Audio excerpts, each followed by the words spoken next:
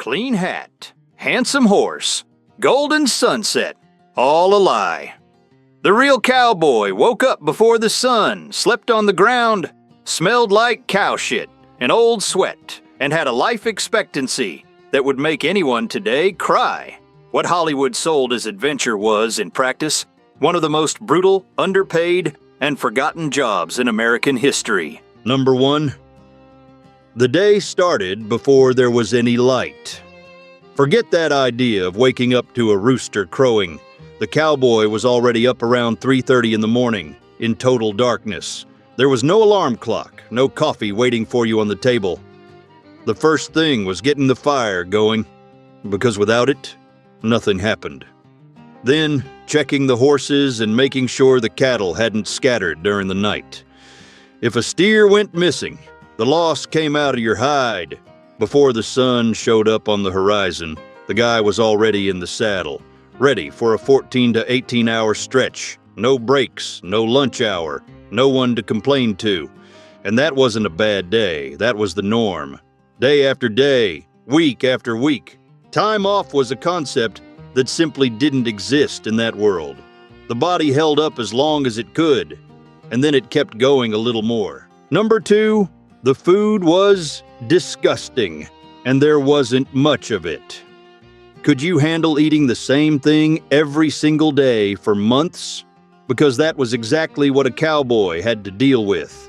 The menu came down to beans, hard biscuits that were more like rocks, and black coffee so watered down it barely had any taste. Fresh meat? Forget it. What showed up was salted meat, often already going bad and smelling like something nobody wants to imagine. The camp cook, called the cookie, was the most powerful guy in the outfit.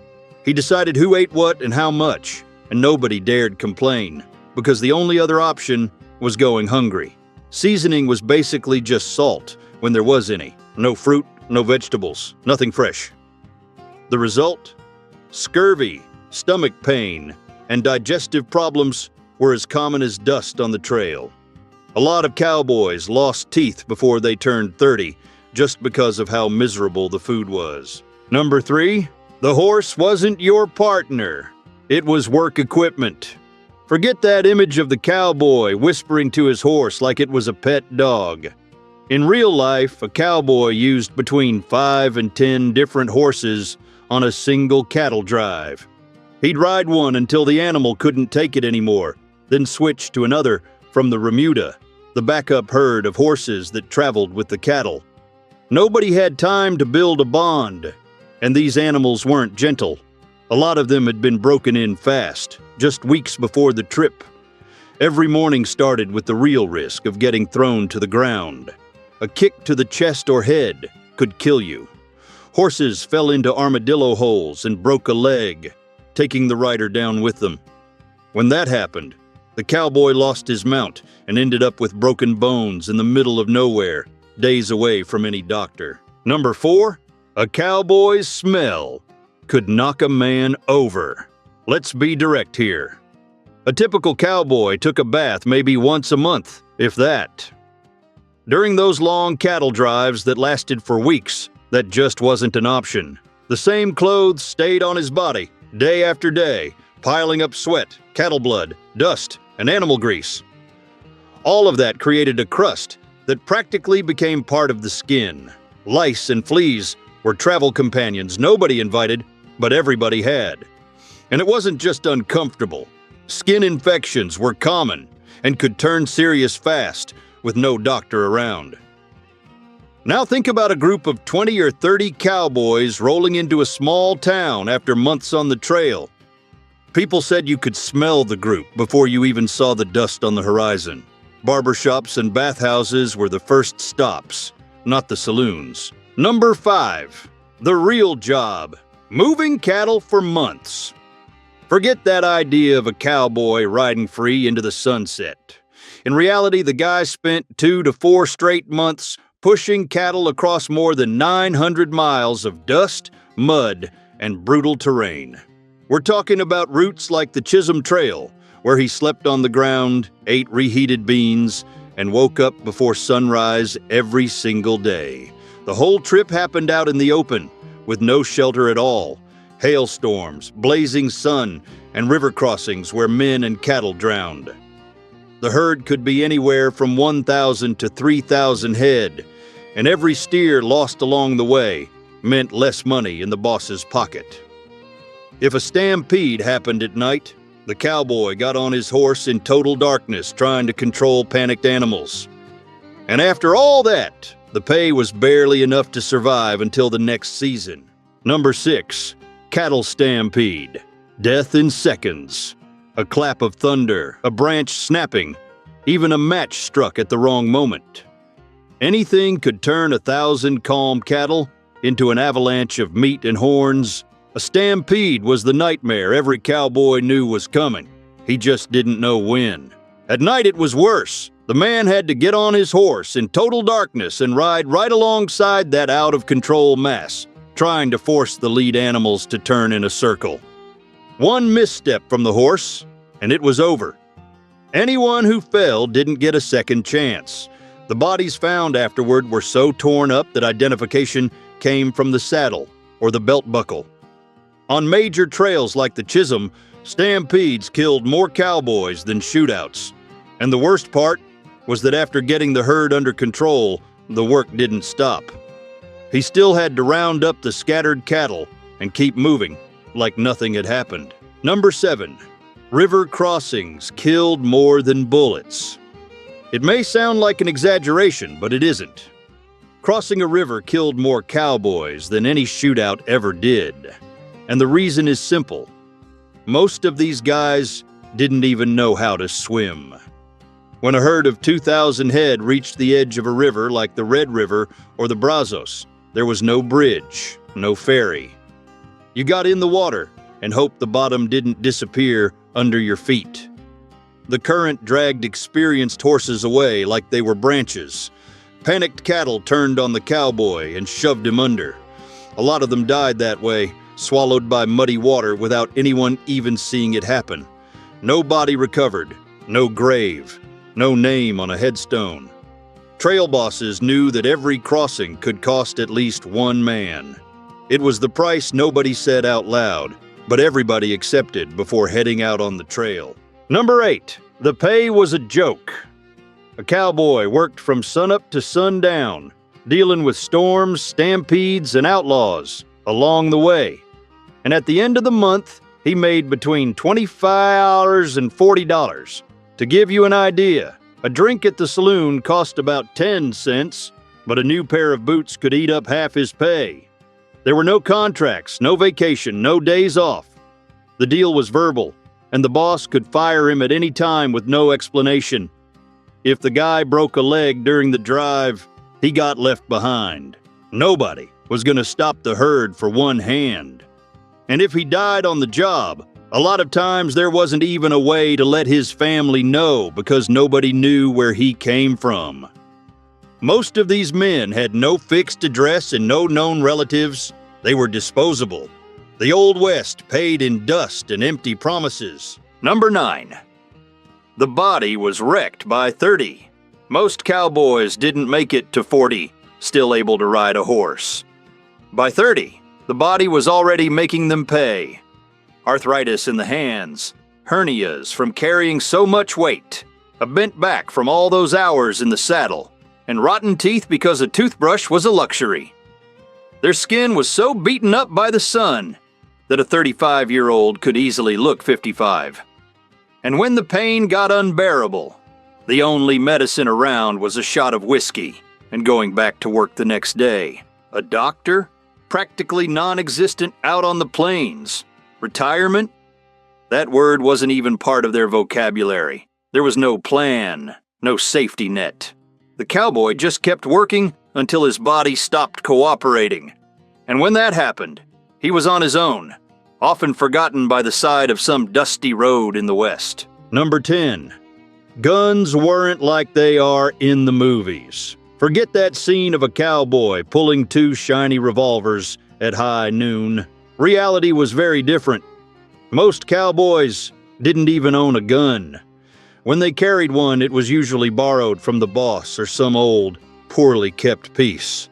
And shooting accurately? Almost nobody knew how.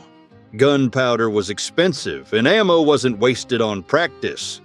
Those dramatic showdowns on Main Street that Hollywood made famous happened so rarely that when they did happen, they made news across the whole country. What really went on was a lot dirtier. Knife fights in dark alleys, brawls inside saloons over card games, and the most common thing of all, getting shot in the back. No warning, no honor at all. Several towns like Dodge City and Tombstone even banned guns within town limits. The Old West had more rules than you might think. Number 11, a third of the cowboys were black, and Hollywood erased all of them. After the Civil War, thousands of formerly enslaved people ended up on the cattle trails. They had no land, no money, but they knew how to handle horses and cattle better than a lot of other people.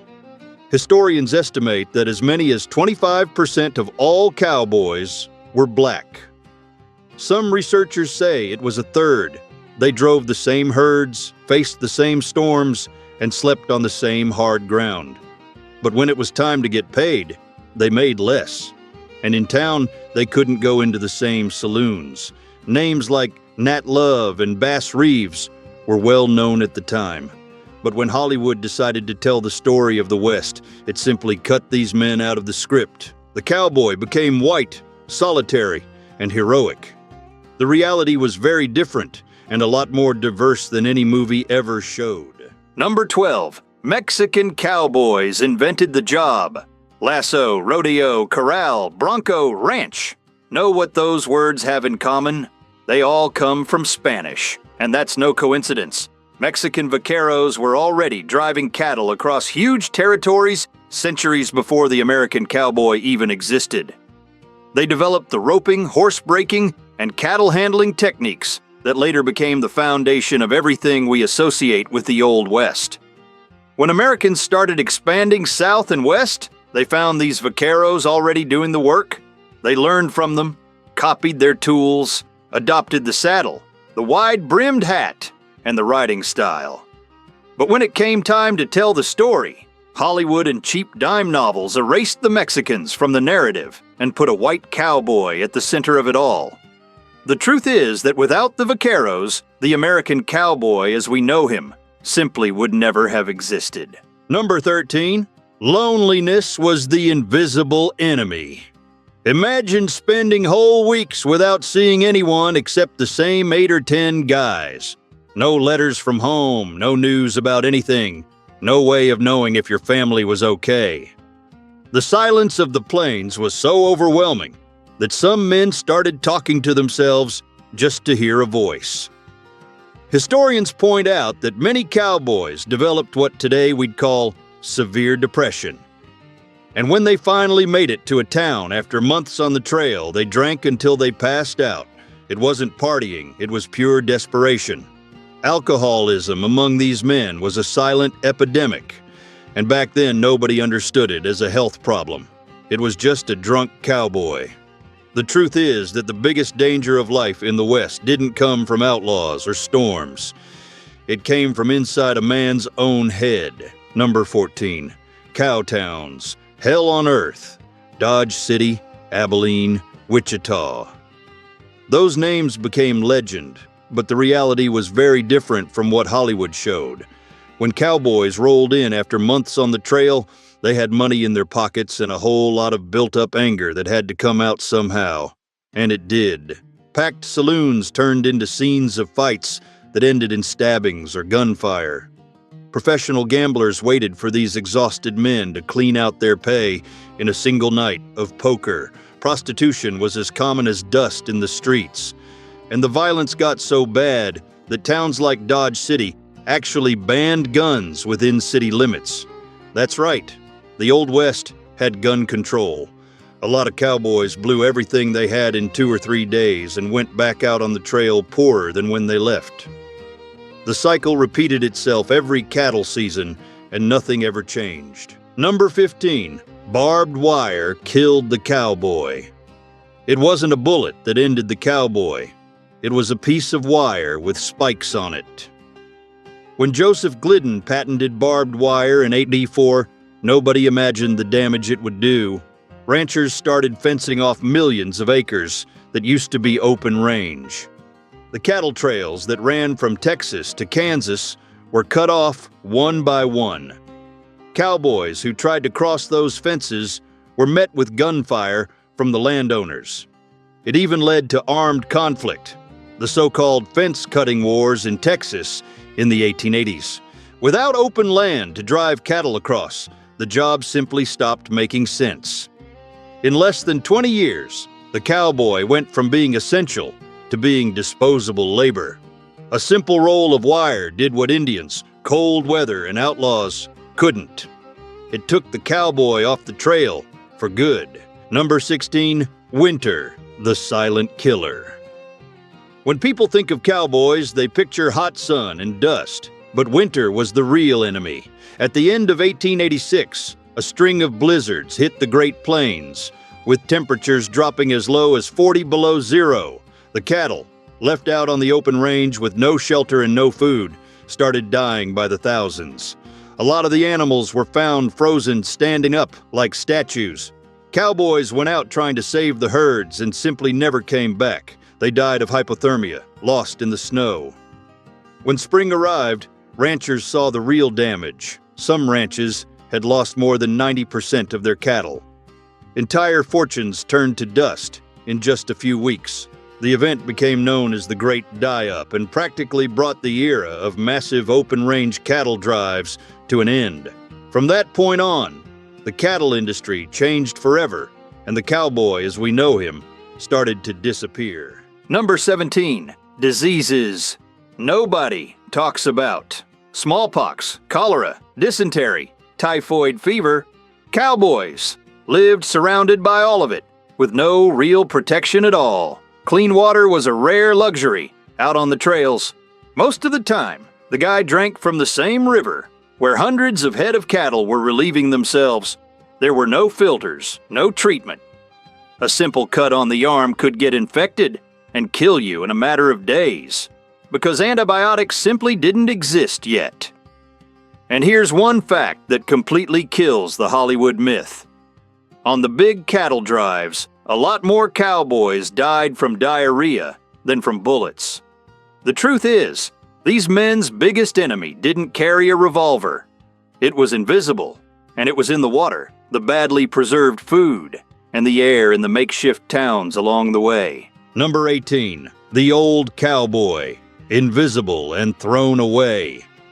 Making it to 40 while working out on the open range was already almost a miracle. But surviving didn't mean living well.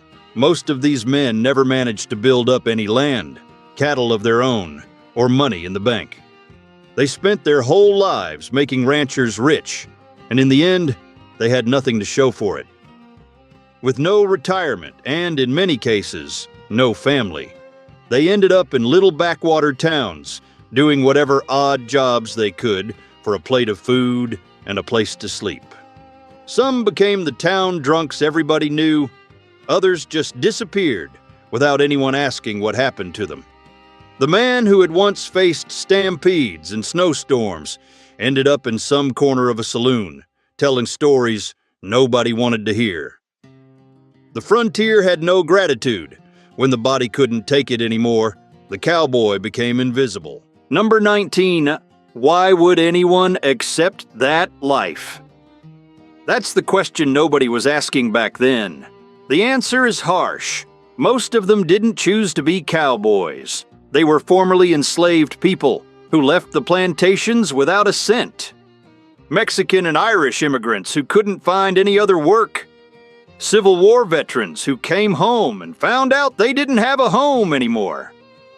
There were also men running from the law or from debt. Cattle work was the last step before nothing. And here comes the big irony. The image of the cowboy as a symbol of American freedom was built by Eastern writers who had never ridden a horse. The real man made $1 a day, slept on the ground, had no rights, and could be let go at any moment. This so-called free man was in practice one of the most exploited workers in the country. Number 20. Who did the myth serve? When Hollywood started making westerns, it didn't choose the cowboy by accident. The industry needed a hero who could sell a specific idea of America, a land of strong, free men who handled everything with courage and a revolver. But that image hid what was really going on. 1 out of every 4 cowboys was black or Mexican, and that never showed up on screen. Poverty, bodies wrecked by labor, and dying young didn't sell tickets. The real cowboy didn't have perfect teeth, didn't make speeches before a duel, and probably died without a cent in his pocket. The cowboy myth was one of the biggest marketing campaigns ever created, and it worked so well that even today, a lot of people still believe it. That's the story nobody wanted to tell. If this video changed the way you see things, comment on which part hit you the hardest.